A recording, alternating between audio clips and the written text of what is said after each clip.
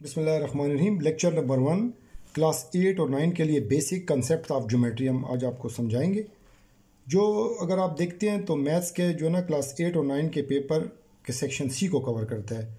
जो चैप्टर 9 से जो है ना शुरू हो के 17 तक भी चैप्टर जो है ना उसमें शामिल है ज्योमेट्री में। लेकिन जो क्लास 8 के लिए वो हमने ऑलरेडी जो है ना मेंशन किया होता है मिड टर्म का जो कोर्स है, इस तरह जो है ना मिड टर्म का कोर्स 9 के लिए भी। लेकिन बेसिक कंसेप्ट जो होते हैं वो हर चैप्टरों में यही अप्लाई होते हैं।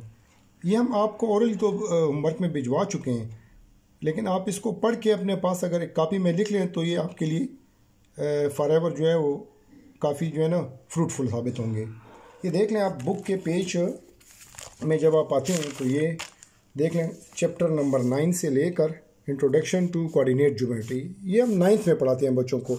10 का जो चैप्टर है, 10 का चैप्टर हो गया या 17 चैप्टर हो गया, ये इसकी कुछ एक्सरसाइजेज जो होती हैं क्लास 8 के लिए होती हैं, और कुछ थ्योरम्स के चैप्टर्स हैं जो 8 जो है ना क्लास 8 के बच्चों के लिए भी कुछ होते हैं और 9 के बच्चों के लिए भी होते हैं। 8 के बच्चों के लिए कोर्स बहुत शॉर्ट होता है और 9 के बच्चों के लिए फिर थ्योरम्स के चैप्टर्स भी होते हैं जो हम ऑलरेडी सिलेबस में बता चुके हैं आपको। तो हम आपको आज जो है ना कंसेप्ट देते हैं ज्योमेट्री का। देखें, ज्योमेट्री के बारे में थोड़ा सा मैं इंट्रो दूंगा आप लोगों को। ज्योमेट्री जो है बेसिक जो है ना ओल्ड ब्रांच ऑफ मैथमेटिक्स है, जिसको अगर आप असली मैं थोड़ा जो है ना आपको डिटेल दे देता हूँ कि इसका हमारी ज़िंदगी के ऊपर जो है ना बहुत गहरा असर है। जिन घरों में हम रहते हैं या अगर आप जो है ना ओल्ड बिल्डिंग्स को देखते हैं तो वो ज्योमेट्री के कानून के मुताबिक ही बनाई जाती हैं। इस तरह अगर आप ओल्ड बिल्डिंग में पेशावर में अगर जो है ना आप देखते हैं पेशावर में जो है जो आपके पास पेशावर फोर्ट है जिसको हम किला बालासार कहते हैं, इस तरह मस्जिद मोहब्बत खान है। इस तरह अगर आप लाहौर में चले जाएं तो शाही किला है, बादशाही मस्जिद है, ये ओल्ड बिल्डिंग्स हैं। इनको भी ज्योमेट्री के कानून के मुताबिक ही बनाया गया है। और अगर आप मॉडर्न उसमें आ जाते हैं, मॉडर्न एरा में या मॉडर्न दौर में, तो उसमें भी अगर आप देखते हैं जितने भी मोटरवेज बनते हैं, जितनी भी आपके पास रोड्स बन रही हैं, जितनी नई न्यू कंस्ट्रक्शन आजकल हो रही है, वो सब ज्योमेट्री के ही कानून के मुताबिक होती है। जैसे आप जितने आर्च देखते हैं मस्जिदों में जब आप इंटर होते हैं या किसी भी ओल्ड बिल्डिंग्स में जितने भी आर्ट बने हुए हैं या वो जो उसके अंदर जो है ना जो वर्क हुआ होता है वो सब ज्योमेट्री रूल्स के मुताबिक ही होता है। लेकिन इस मकाम तक पहुँचने के लिए जो है ना आप कुछ बेसिक कॉन्सेप्ट्स को जो है ना फॉलो करते हैं।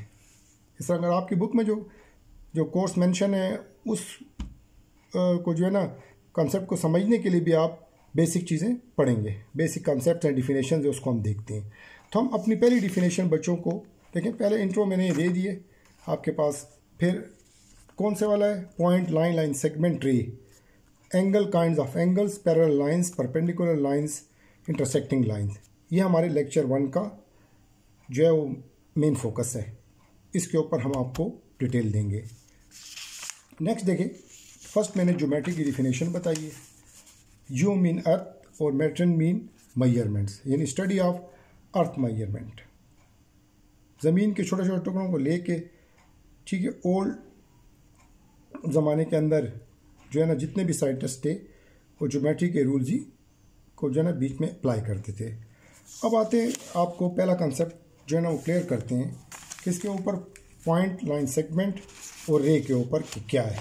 ये तीनों अंडरलिंग टॉपिक्स हैं। देखें, ये आपके पास जस्ट डॉट जिसको हम पॉइंट कहते हैं,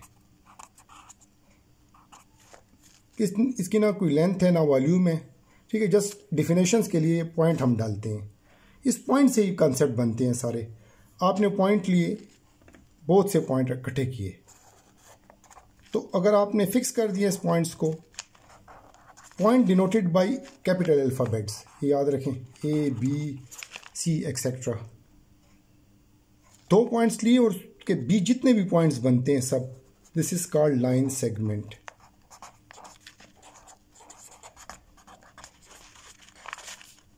अगर इस 2 पॉइंट्स को जो फिक्स आपने लिए हैं इसको एक्सटेंड कर दें,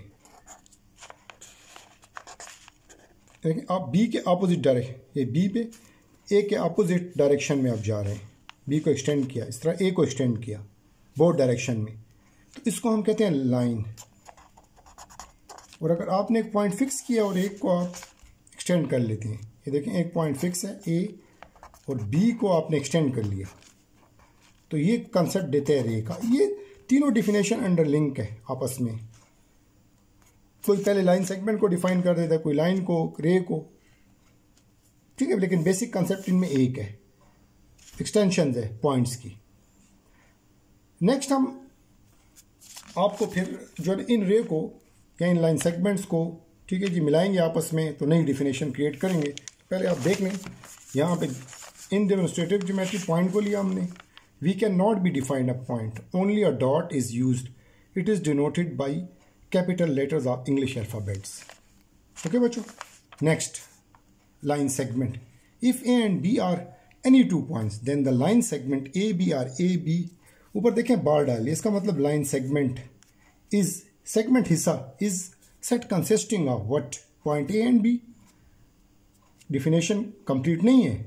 All the point between A and B, A B भी और A B के दरमियान जितने भी clusters of points हैं सब ये, this is called line segment। अब इनको आप एक्सटेंड कर दें दोनों साइडों पे, देखें लाइन क्या हो जाएगी? If a line segment A B produce in both direction beyond points A and B is called line.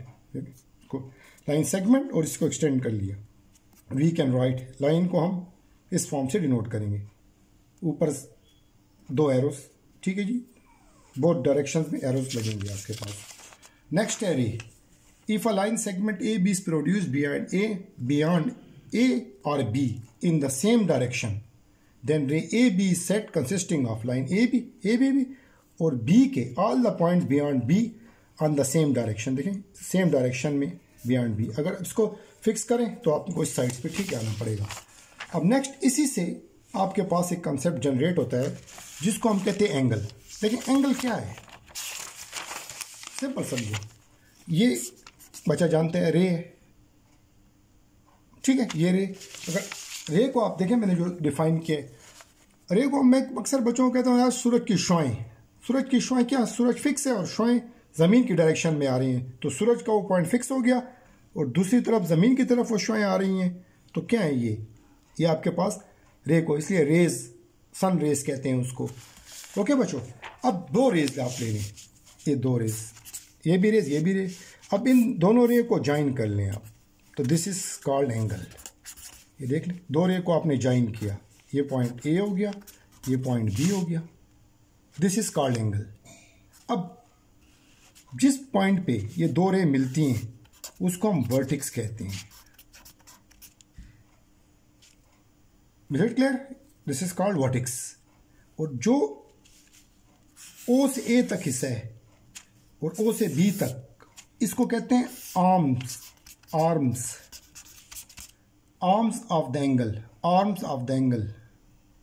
और ये जो जितनी इसको मेजरमेंट कहते हैं, ये दो रे के दरमियान, दो आर्म्स के दरमियान जो मेजरमेंट, जो हिस्सा होता है, जो सेगमेंट होता है, इसको मेजरमेंट कहते हैं। और एंगल को हम डिनोट अमूमन थीटा से करते हैं। ये देखें, डिनोटेड